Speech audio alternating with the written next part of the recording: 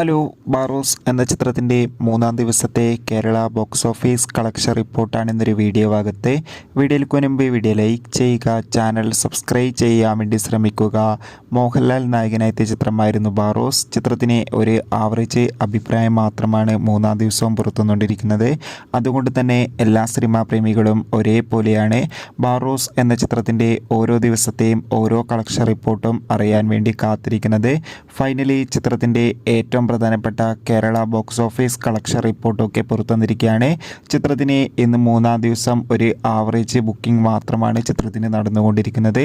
എന്തായാലും ഒരു നെഗറ്റീവ് റിവ്യൂസാണ് ചിത്രത്തിന് വന്നുകൊണ്ടിരുന്നത്.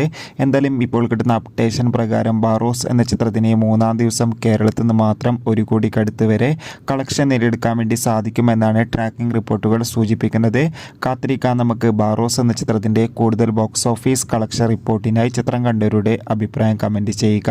കൂടുതൽ സിനിമാ വാർത്തകൾക്കായി ചാനൽ ഇപ്പോൾ തന്നെ സബ്സ്ക്രൈബ് ചെയ്യുക. ബൈ.